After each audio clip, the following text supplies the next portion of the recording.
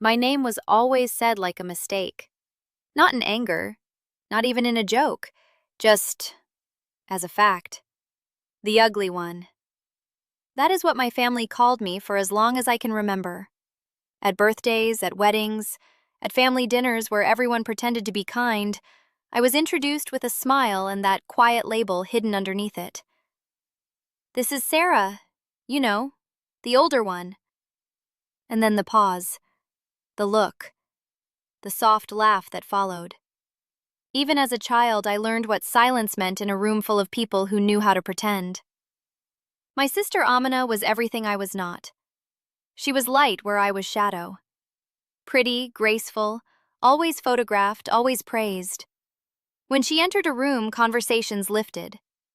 When I entered a room, conversations adjusted, as if space itself had to make room for disappointment. I stopped asking for photos when I was 12. I stopped trying to sit in the front at gatherings when I was 13. By 16, I had learned to stand slightly behind people in group pictures so I could disappear properly. My mother never corrected anyone when they compared us. In fact, she sometimes corrected them silently, with a smile that said they were right. My father barely looked at me unless it was to ask me to bring something.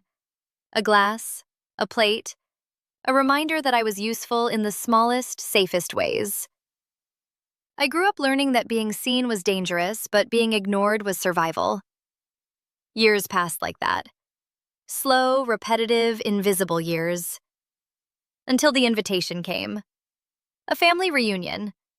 The kind where everyone pretends history is soft and forgiving. My aunt called me herself. "You must come, Sarah. Everyone will be there." Everyone. Even the people who forgot my birthday 5 years in a row. Even the cousins who once laughed when someone said I might still grow into beauty. Even the relatives who only remembered my name when they needed something explained or fixed. I said yes anyway, not because I wanted to, because refusing would have been another story they could tell about me. She doesn't even come around anymore. She's difficult. She's bitter. So I went. The house was bigger than I remembered. Or maybe I was smaller than I used to be. The garden was full of lights, laughter, and music that didn't belong to me. I stood at the entrance for a moment too long. No one noticed. Then I walked in. It started exactly how it always did. A glance, a pause, a recognition that didn't fully arrive. Then the whispering began. She came. Oh, she looks the same. Not even worth finishing the sentence. My sister Amina arrived 20 minutes later. Of course she did. Late enough to be noticed. Early enough to be forgiven. She wore a soft cream dress, hair perfectly styled, laughter already waiting on her lips before she even spoke. Everyone turned toward her like they always did. Even my mother's posture changed when she walked in. It was subtle, but I saw it. I always saw it. "Am I late?" Amina asked, smiling. "Your perfect timing," my mother said immediately. And then her eyes flicked to me. A brief pause. The familiar disappointment settled between us without words. I sat at the edge of the gathering, near the back where conversations faded and people forgot to look. That's when I saw him. The stranger. He wasn't part of our family. I knew that instantly. He stood near the far end of the garden, holding a small black folder. He looked too still for the noise around him. Like someone who didn't belong to the celebration, but to something heavier. His eyes moved across the crowd slowly. Not searching for beauty. Not searching for status. Searching for something else. Then he saw me. And he stopped. Not in recognition. In certainty. Like I was a fixed point he had already found before. He walked toward me. Directly. Not hesitating. Not scanning for someone more important. Just straight. People noticed him moving. Some of them paused mid-conversation. My mother watched him approach with a confused smile. Amina followed his movement with curiosity. He stopped in front of me, and for the first time in my life, someone at a family gathering stood where I was the center of attention. "Sarah Malik?" he asked. My throat tightened. "Yes." He opened the folder. "I'm sorry," he said quietly, "but I need to confirm something before I speak publicly." Publicly. That word changed the air. My father stood up from his chair. "What is this about?" he asked sharply. The stranger didn't look at him yet. He kept his eyes on me. "I'm from the Legal Archive Office," he said. "There's been a long-standing identity verification case connected to your family estate." Silence spread. Not sudden, slow, heavy. Amina's smile faded first. My mother's hand tightened around her glass. My father stepped forward. "What case?" The stranger finally turned slightly. "A case involving inheritance documentation," he said, "and a missing legal heir." The word heir did something to the room. Not everyone understood it immediately, but everyone felt it. I didn't move, because I didn't understand why he was looking at me like that, like I was supposed to already know. He opened the folder wider, and then he said something that made my entire life feel like it had been misfiled. "The person listed as the primary heir in the original estate documents is not your sister." A pause, then, "It is you." The world didn't explode. It didn't need to, because instead it went quiet. Too quiet. My mother laughed once, a sharp, nervous sound. "That's impossible," she said quickly. "There must be a mistake." The stranger didn't react. "I verified it 3 times. My father's face changed, not into shock, into calculation, like something long buried had just started breathing again. Amina stepped back slightly. "No," she whispered. There's no way." But the stranger wasn't finished. He closed the folder halfway. "And there is something else," he said. He looked directly at me again. Something in his expression softened slightly. "As of today," he said, "you are legally entitled to review all transactions made on the estate over the past 12 years. 12 years. That number landed like a weight.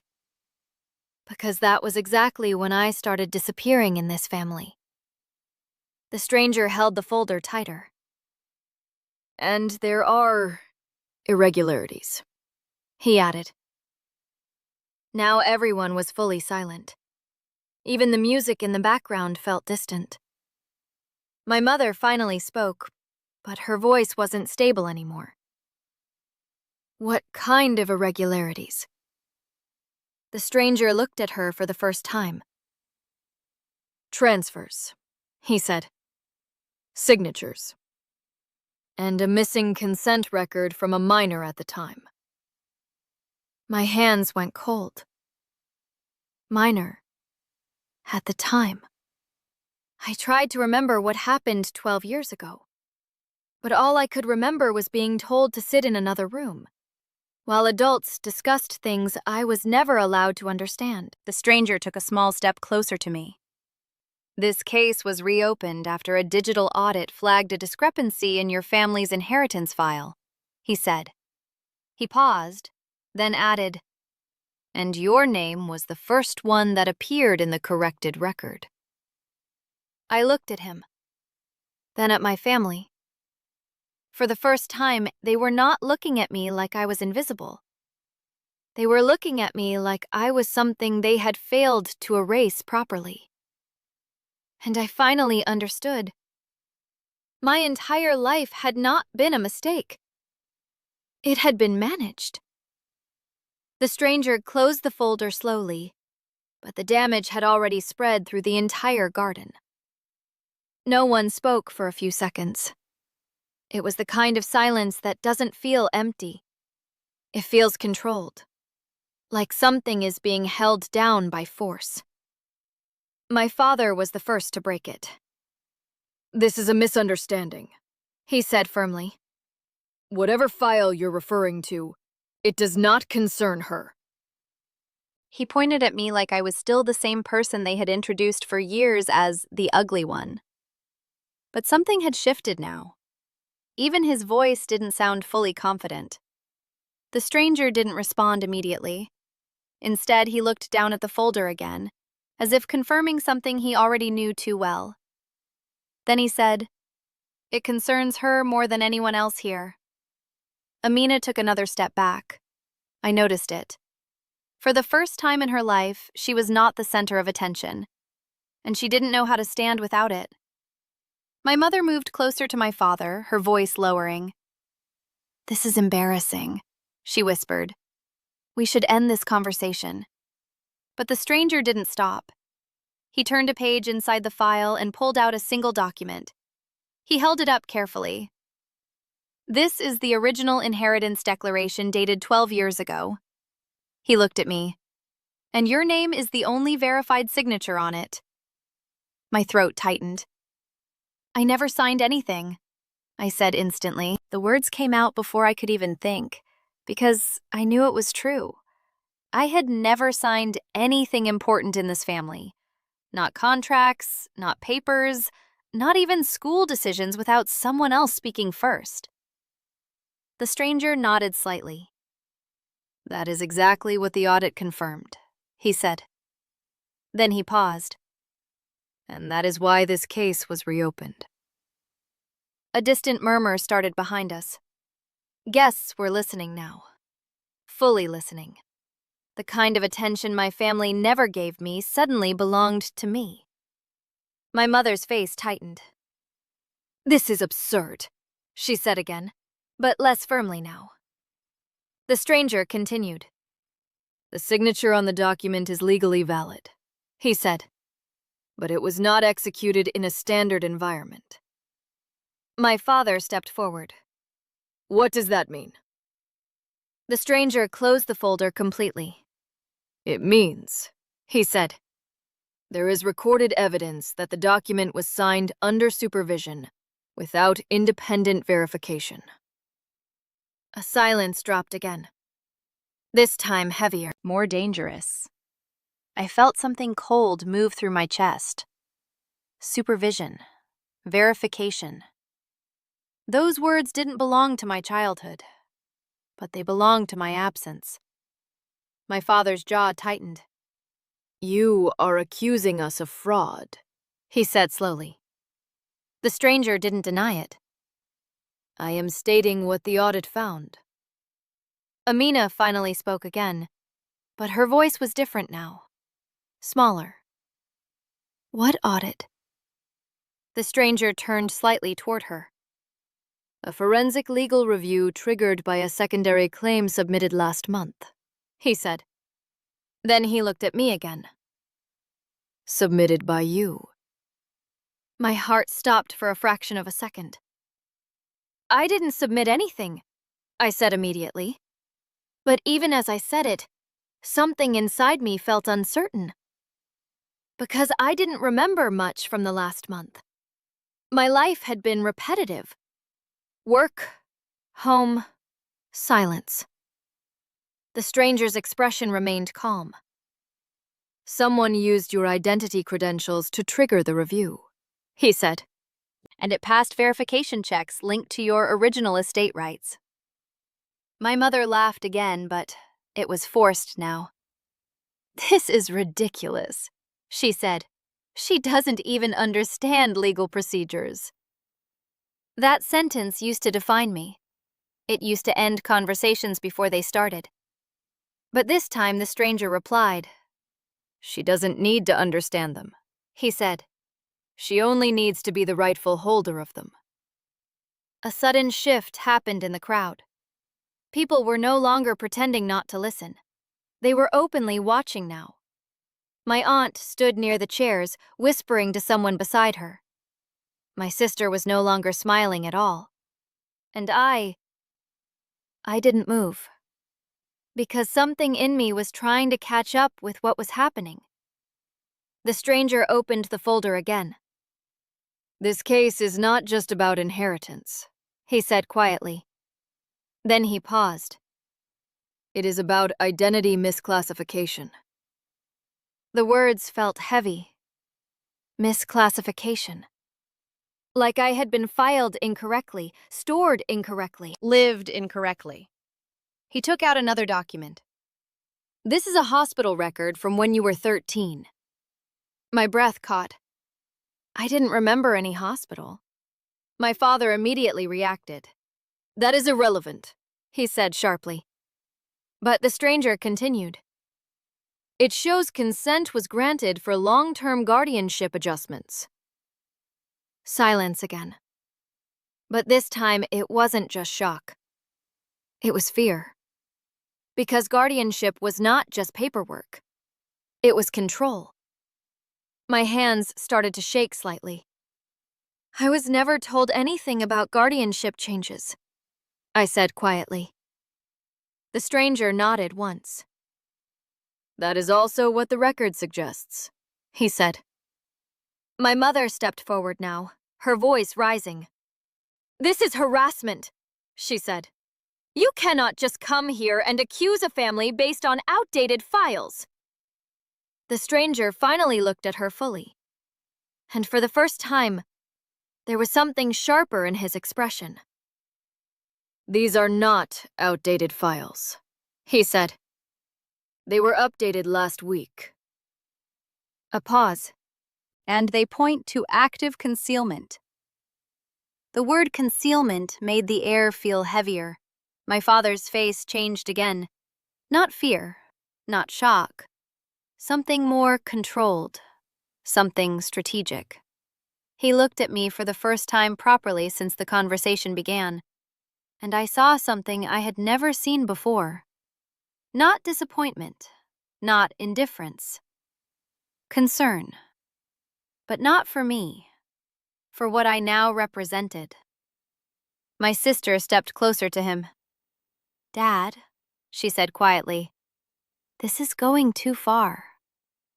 But he didn't answer her.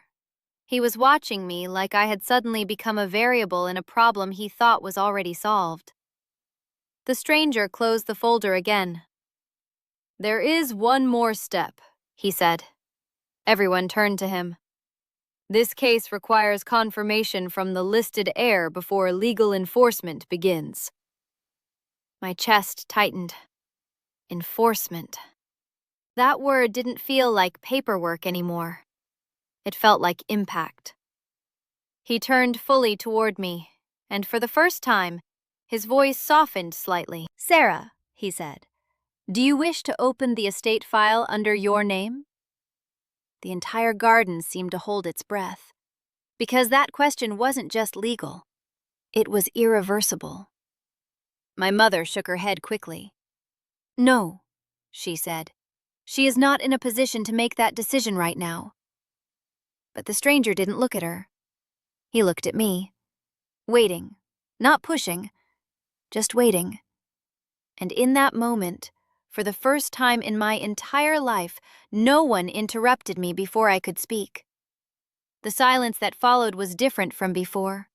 Before, silence had been something I lived inside. Now, silence was something that was waiting on me. Every person in that garden was watching without pretending anymore. Not my mother, not my father, not Amina, not even the guests who had once decided I was background noise in my own family.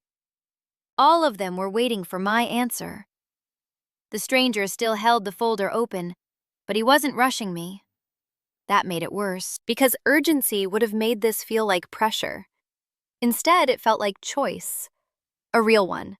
Something I had never been trusted with before. My mother stepped forward again. Her voice was controlled, but only barely. Sarah, she said, you don't understand what they are asking you to do. I looked at her. That was new too. Usually I looked down when she spoke like that, but this time I didn't. I think I understand more than you think I do, I said quietly. A flicker of something passed across her face. Not anger, not sadness, fear. My father exhaled sharply, like he was trying to regain control of the situation through breath alone. "This is not the time," he said. "We can resolve this privately." The stranger finally closed the folder slightly. "That option is no longer available," he said calmly. Amina spoke for the first time in a while. Her voice was no longer confident. It was uncertain. "What happens if she says yes?" she asked. No one answered immediately, because that was the question everyone was avoiding. The stranger turned slightly toward her. "Then the estate records are unlocked under legal heir authority," he said, "and a full transactional audit becomes mandatory." The word mandatory hit harder than anything else, because it removed choice from everyone except me. My father stepped forward again. "This is manipulation," he said firmly now, but there was a crack underneath it. "You are pressuring her in front of everyone." The stranger didn't react. "I am offering her legal rights she has been denied access to for 12 years, he said. Then he looked at me again. "And I am not asking her to decide for them." That sentence landed differently. Not pressure, not persuasion, just truth. My hands were still slightly shaking, but I hid them behind me. Not because I was afraid anymore, but because I didn't know what to do with them. My entire life had never included a moment like this, a moment where silence meant power instead of invisibility. My aunt whispered something behind us. I heard fragments. "She can't handle this. It will destroy the family." But the word family felt strange now, like something I had been told I belonged to but never proven. I looked at Amina.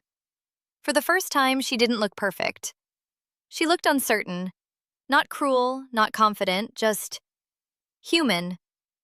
And that made everything more complicated. Because for years I had believed she was the reason I didn't exist properly in this family. But now I wasn't sure anymore. My mother stepped closer again. This time her voice softened. "This will change everything," she said. It wasn't a warning, it was a plea. My father noticed that tone immediately. He changed strategy. "Sarah," he said, lowering his voice, "you are being influenced by outsiders. You don't know what documents they are referring to. We can explain everything at home." Home. That word used to mean something safe. Now it felt like something I had been excluded from. The stranger didn't interrupt. He just waited. Still, patient. Like he already knew what I would choose, but needed me to arrive there myself. I took a slow breath. For the first time, I realized something strange. My fear wasn't about losing them. It was about discovering what they had already taken, and whether I could survive knowing it. My voice came out quieter than I expected. "If I say yes," I asked, "what do I see first?" The stranger nodded once, as if that was the real question all along. "You will see every financial transfer linked to your legal identity," he said. "Every modification, every authorization, every change made in your name or on your behalf." A pause.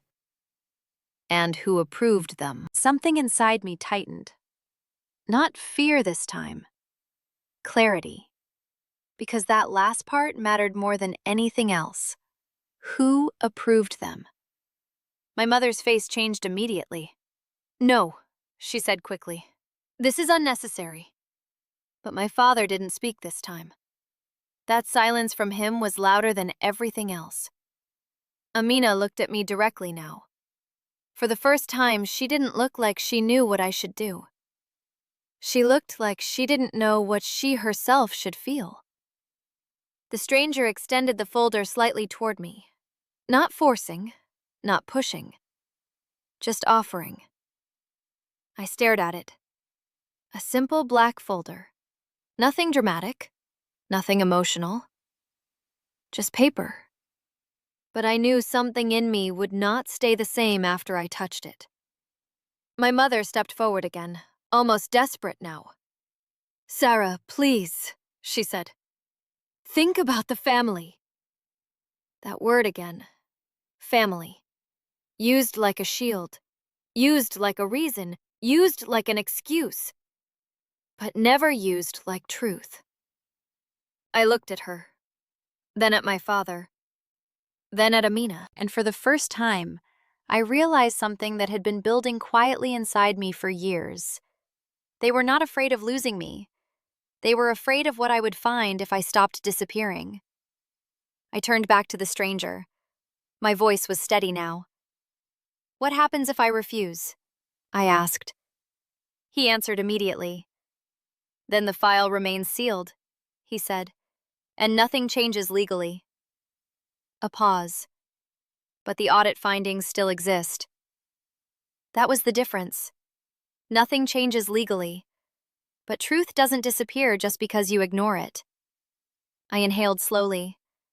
My entire life had been built on silence, on being the one who stepped back, on being the one who didn't ask questions.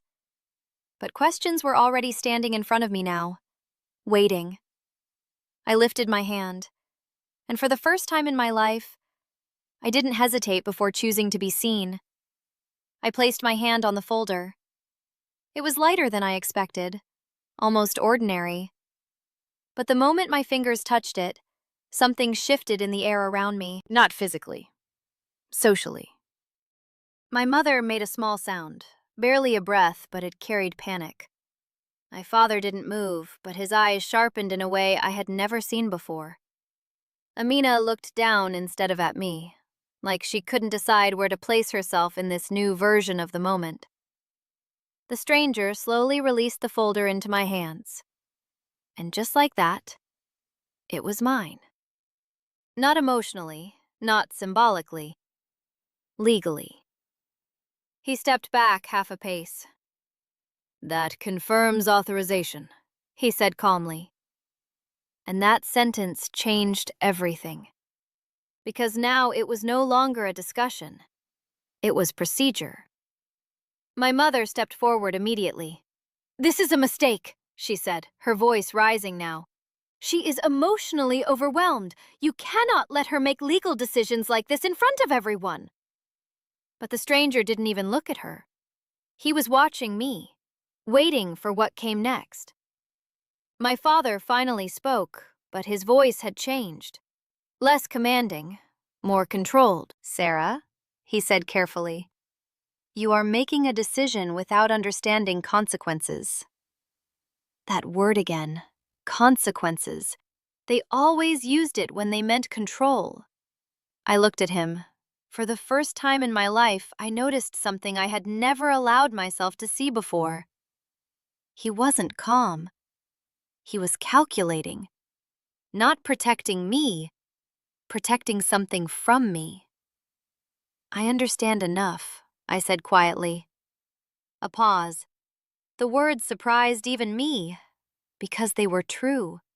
Not fully, not completely, but enough. The stranger gestured slightly toward the folder in my hands. "Then the next step is yours," he said. I opened it, slowly. The sound of paper shifting felt louder than the entire garden. Inside were documents, stacks of them, neatly arranged, stamped, signed, filed. And my name appeared more times than I had ever seen it in my entire life. But not in ways I remembered, not in ways I had ever been told. I turned to the first page. My breath caught. Property records, then bank transfers, then legal guardianship modifications. Each page was dated, each page authorized, each page connected, and each one carried a pattern I didn't understand yet, but my body already reacted to. My fingers tightened slightly. My mother spoke again, but now her voice was no longer controlled. It was pleading in a different way. "This is not necessary," she said. "Nothing good will come from this." Amina finally looked at me again, but her expression had changed. Not anger, not fear, something closer to realization, like she was watching a version of our family she had never been shown before. My father stepped forward one more time. "Sarah," he said firmly again, "close the folder." But I didn't, because I had already seen the first pattern. Small transfers, regular intervals, amounts that didn't look dramatic on their own, but together formed something structured, intentional, repeated. I flipped another page, and then another.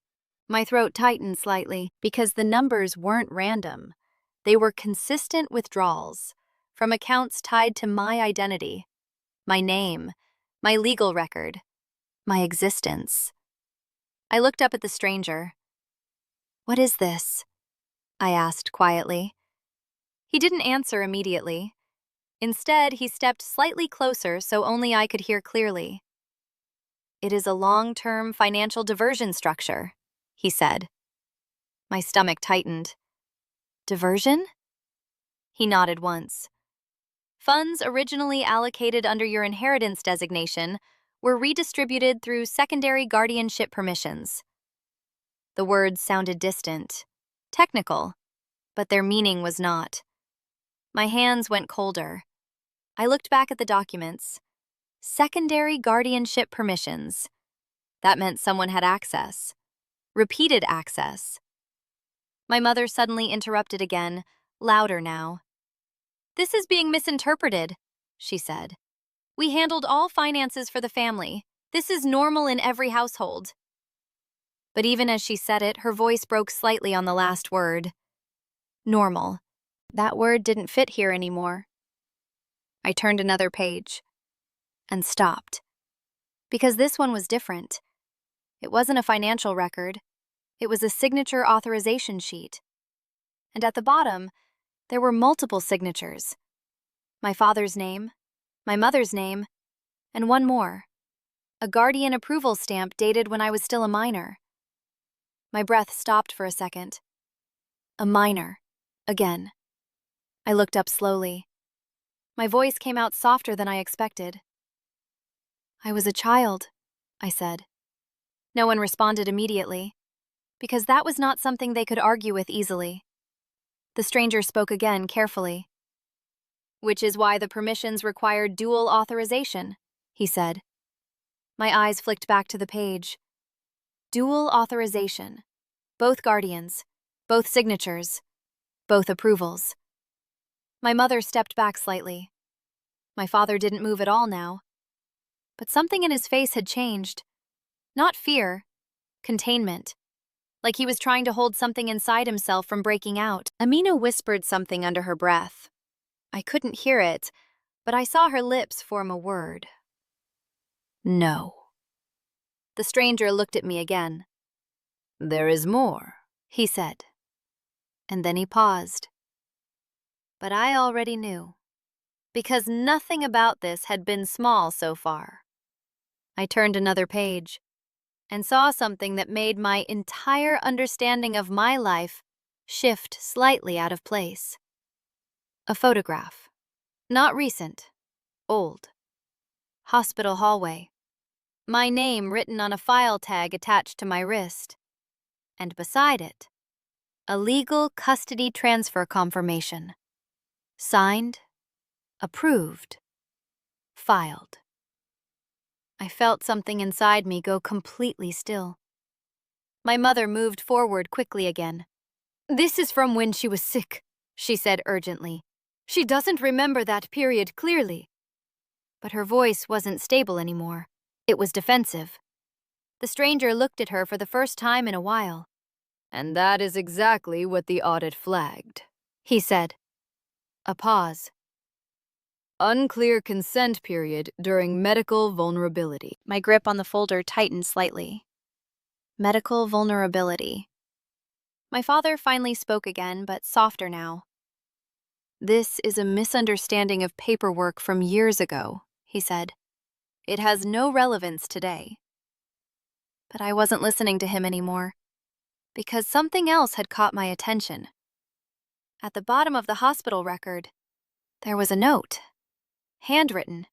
Not official, not stamped. Just a short line. And it referenced me. Transfer complete. Identity reassigned under guardianship authority. My breath stopped again. Identity reassigned. That phrase didn't belong in normal paperwork. I looked up slowly. My voice barely came out. "What does that mean?" I asked. No one answered immediately. Even the stranger hesitated. And in that hesitation, I realized something important. This wasn't just about inheritance. Not anymore. The question stayed in the air longer than anything else that had been said that night. What does that mean? No one rushed to answer. Not my mother, not my father, not even the stranger. And that silence told me more than any explanation could have. Because if it were simple, they would have said it immediately. If it were harmless, they would have corrected me. But they didn't. The stranger finally spoke, but his tone had changed. Careful. Measured. "It means," he said slowly, "that during a legally vulnerable period, certain identity-linked permissions may have been reassigned under guardian control." The words were technical, but their weight was not. My chest tightened. Reassigned? To who? I asked. My voice was quieter now, but clearer. The stranger didn't answer right away. Instead, he looked at my father. For the first time, the direction of authority in the conversation shifted. My father exhaled slowly. "This is being misrepresented," he said.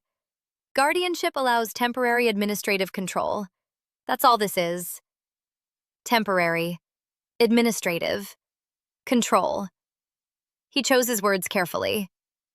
But something didn't fit, because nothing about my life had ever felt temporary. I looked back at the document, at the handwritten line, at the words, "Identity reassigned." That wasn't temporary language. That was final language. My mother stepped forward again, faster this time. "Sarah, listen to me," she said. "You were very sick. You don't remember how serious it was. We had to make decisions quickly." Her voice was softer now, but not calm, urgent, like she was trying to pull me back into a version of reality where I stopped asking questions. I shook my head slightly.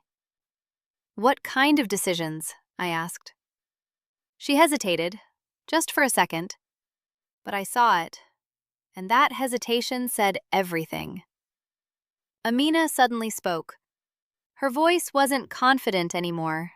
It was searching. "What is she talking about?" she asked, looking at my parents. "What identity?" No one answered her, because the answer was sitting in my hands.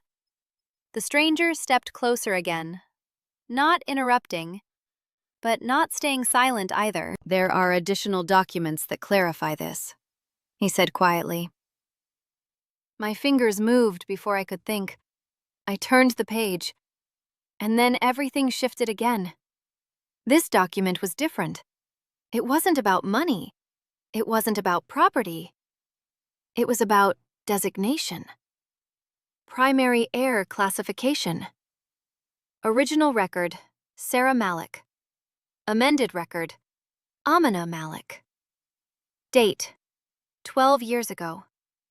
Authorization, guardian override. My vision blurred slightly for a moment, not because I didn't understand, but because I understood too clearly. I looked up slowly, at Amina. She was already looking at the document. Her face had gone pale. "No," she said softly.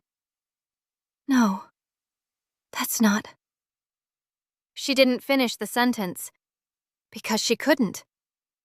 My mother spoke immediately. "That was procedural," she said quickly. "It was temporary. It didn't change anything permanently." But her voice was shaking now, and for the first time in my life, I heard something I had never heard from her before. Uncertainty. I looked at her. Then at my father, then back at the document. It changed everything, I said quietly. Because it had. Every moment of being ignored, every time I was dismissed, every time I was treated like I didn't belong in my own family. It wasn't random. It was structured. My father stepped forward again. This is being taken out of context, he said firmly. The estate was managed for the benefit of the family as a whole. The family. Again. Always the family. But now I saw what that meant. It meant everyone except me. The stranger spoke again. This amendment was never reversed, he said. The words were simple, but they hit harder than anything else. Never reversed. 12 years. Not temporary. Not administrative. Permanent. Amina shook her head slightly. This doesn't make sense, she said. I didn't know about any of this. I believed her. That was the strange part. For the first time, I believed her. Because the confusion on her face wasn't practiced. It was real. Which meant this wasn't something she had done. It was something she had been given. My mother stepped toward her quickly. Amina, don't worry about this, she said. This is just paperwork being misunderstood. But Amina pulled her hand back slightly. No, she said. I want to understand. That moment shifted something again, because now it wasn't just me asking questions. It was her, too. My father noticed that immediately. His control slipped just slightly. This is not the place for this discussion, he said. We will handle it privately. But the stranger shook his head once. The file is open now, he said. And the legal heir has the right to full clarity. Legal heir. That phrase landed differently this time. Not confusing, not distant. Clear. It meant me. Still me. Even after everything. I looked down at the document again, at the amendment, at the signatures. My parents' names, together. Agreed. Approved. And suddenly, something inside me settled. Not anger, not sadness. Clarity. Because this wasn't a misunderstanding. It wasn't a mistake. It was a decision. A decision made without me. A decision that shaped everything that came after. I turned another page and saw the final piece. A summary sheet. Clean, structured, undeniable. Original inheritance value, $4,217,000. Remaining under primary heir record, $312,000. Transferred under guardian authority. Itemized across 12 years. My breath slowed. Not fast, not panicked. Slow. Because numbers don't lie. They don't whisper. They don't hide behind tone or emotion. They just sit there, waiting to be read. I looked up, at my parents. For the first time, I didn't feel small in front of them. I didn't feel like I needed to step back. I didn't feel like I needed to disappear. Because now I knew something they couldn't control anymore. The truth wasn't hidden. It was documented. The numbers stayed in my mind longer than the words. $4,217,000. Reduced to $312,000. Not lost, not miscalculated. Transferred, structured, signed, approved. I closed the folder halfway, not to hide it, but to hold it together. Because suddenly it didn't feel like paper anymore. It felt like weight. Real weight. The kind that explains years without needing a single conversation. No one spoke at first, because there was nothing left to soften. Nothing left to explain away with tone or timing. My father finally broke the silence. His voice was different now. Not loud, not controlling, careful. You're looking at this without context, he said. Context. That word again. The last place people go when facts stop working. I looked at him. What context explains this? I asked. My voice didn't shake. That surprised me, because everything inside me had changed, but my voice didn't need to prove it. He paused, and for the first time, he didn't have an immediate answer. My mother stepped in instead. We did what was necessary, she said. At the time, there were risks, legal complications. You were not in a condition to manage anything. Not in a condition. That phrase echoed, because it sounded familiar, like something that had been said many times, just never directly to me. What condition? I asked. She hesitated. Again. And that hesitation filled in the gaps more clearly than any explanation. Amina looked between all of us. What condition? She repeated. Her voice was sharper now, less confused, more demanding. My father exhaled slowly. She was unstable, he said. The word landed hard, not because it was loud, because it was precise, carefully chosen, used. I looked at him, and for a second I almost believed him. Because when someone repeats something long enough, through silence, through behavior, through absence, it starts to feel like truth. But then I remembered something. I remembered being quiet, not unstable. I remembered being ignored, Not incapable. I remembered being excluded, not unfit. And suddenly, that word didn't sit the same anymore. Unstable, I repeated. Not questioning, just acknowledging. The stranger spoke again, his tone steady. There is no clinical record in this file supporting long-term instability, he said. A pause. There is only a temporary medical note during a short hospitalization period. My mother's face tightened. That was serious, she said quickly. You weren't there, you don't understand. But the stranger didn't shift. The guardianship override extended far beyond the documented medical timeline, he said. That sentence cut through everything, because it removed the excuse. My father looked at me again. Sarah, he said, softer now. We protected the family. There it was. Not denial, not confusion, justification. I held the folder tighter. At my expense, I said. He didn't answer, because he couldn't. Amina stepped forward slowly. Her voice wasn't uncertain anymore. It was controlled. How much of this did you know? She asked, looking directly at them. My mother responded immediately. This was never about you, she said. But Amina didn't look at her. She looked at my father. How much? She repeated. He didn't answer right away.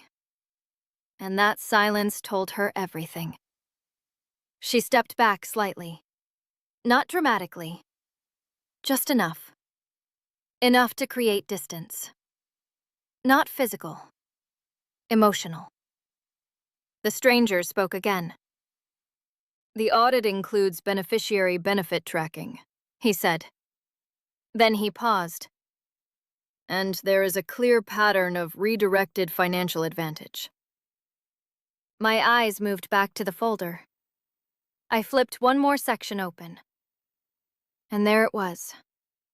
Itemized allocations. Education funds. Travel accounts. Property investments. All under Amina's name. All within the same timeline. All aligned with the transfers from my inheritance. I didn't feel anger when I saw it. That surprised me. I felt something else. Completion. Because now the story made sense. Not emotionally, structurally. I looked at Amina. She was already looking at the page. Her expression wasn't defensive. It wasn't proud. It was breaking. I didn't know, she said quietly. And I believed her. That was the strange part. After everything, I believed her. My mother stepped toward her again. You don't need to involve yourself in this, she said. This was handled for everyone's benefit. But Amina shook her head.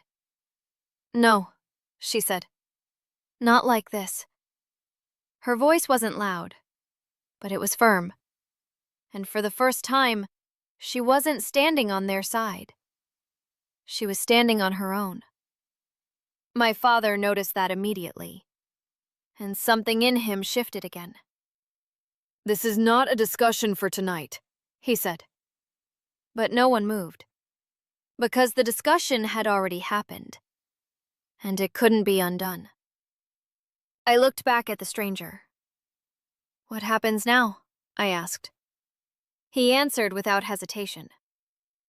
Now that the file is opened and reviewed, he said, you have the right to initiate legal correction procedures. Legal correction. That meant reversal, recovery, accountability. My mother shook her head quickly. This will destroy everything, she said. But the word everything didn't feel the same anymore, because everything had already been shaped without me. My father spoke again. You need to think carefully, he said. This isn't just about money. I nodded slightly. I know, I said. And I meant it, because it wasn't about money. It was about 12 years of being positioned outside my own life. And now, for the first time, I was standing inside it. The air didn't feel like a gathering anymore. It felt like something had already ended, and everyone was still standing in the space where it used to exist. No music mattered, no decorations mattered. Even the people watching had stopped pretending this was just a misunderstanding. This wasn't confusion. This was exposure. I held the folder steady in my hands. Not tightly, not loosely. Just enough to keep it from slipping. Because now I understood something clearly. This was not fragile. It had survived 12 years of being hidden. It would survive being seen.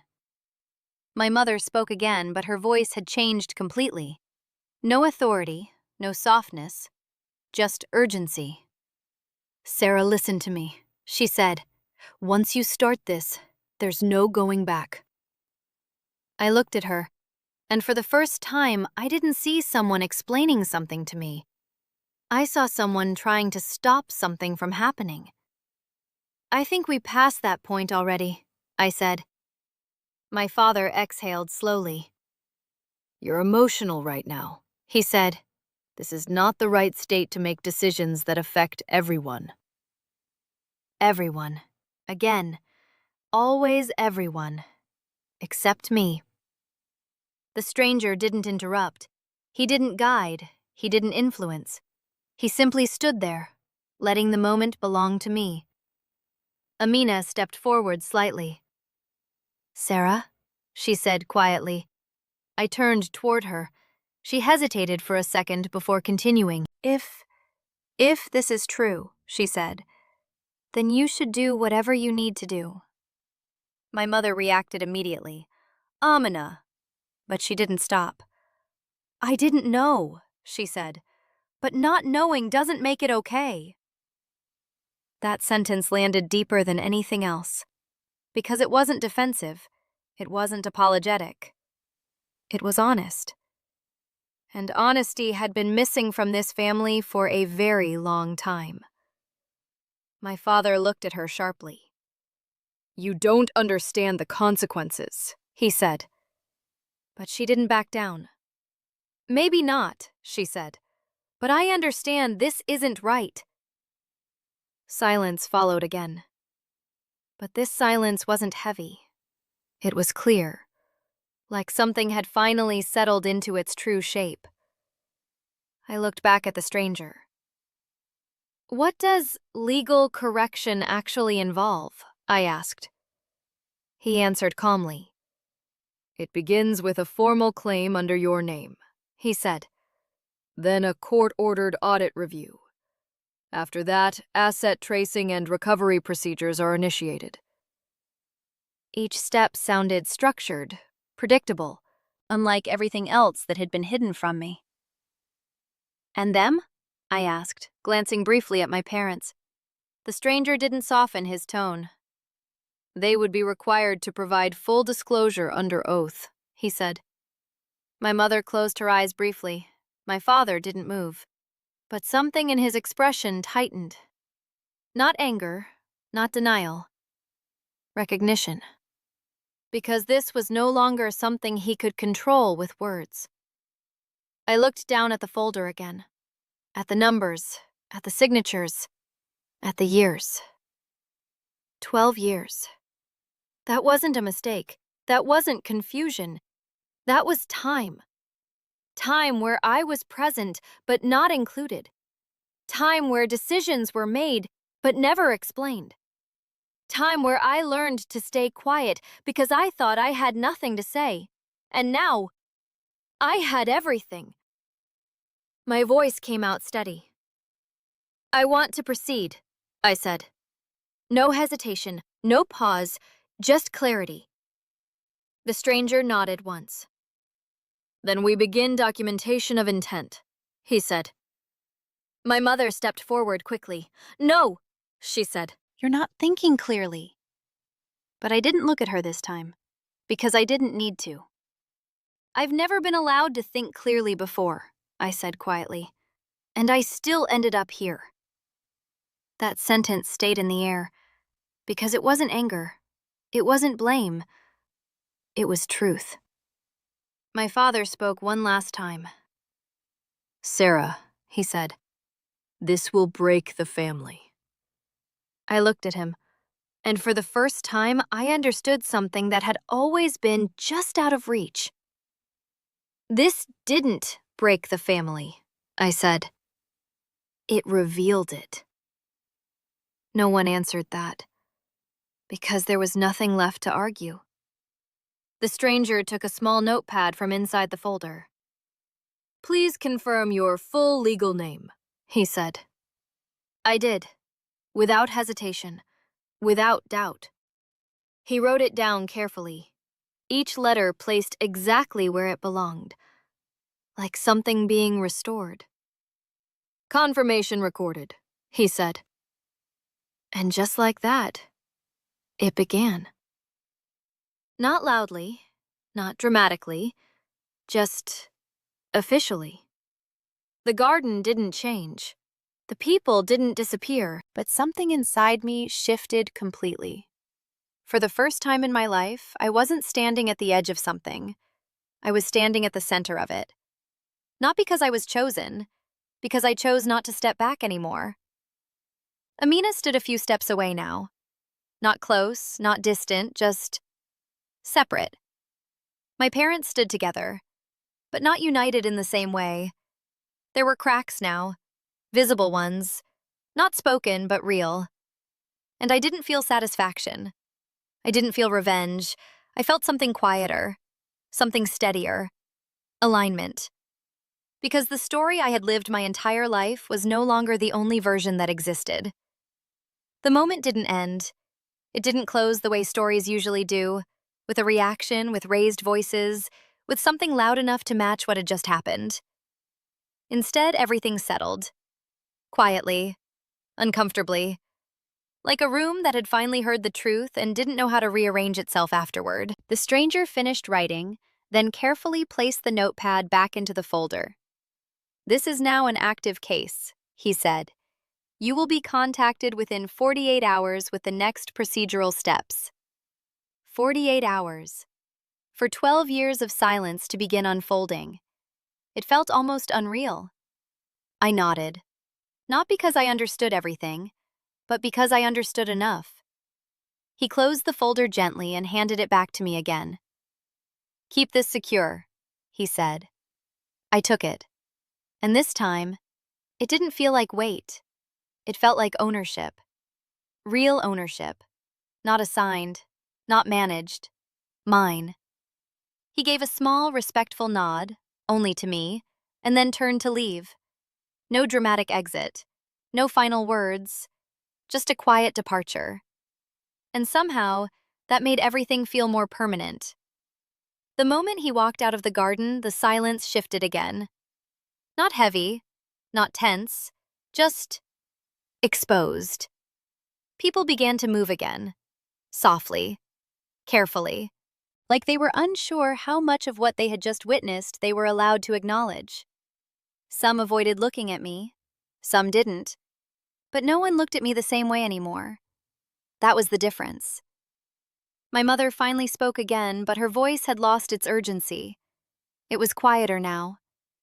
"Sarah," she said, just my name. Nothing else attached to it. No tone, no label. I turned toward her, not out of obligation, just naturally.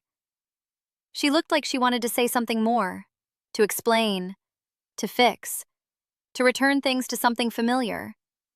But she didn't, because there was no familiar version left to return to. My father didn't speak at all. He stood still for a moment longer, then slowly walked away toward the edge of the garden. Not defeated, not broken, just separate. Like he needed distance from something he could no longer control. Amina stayed where she was. For a few seconds, we didn't move toward each other. We didn't speak.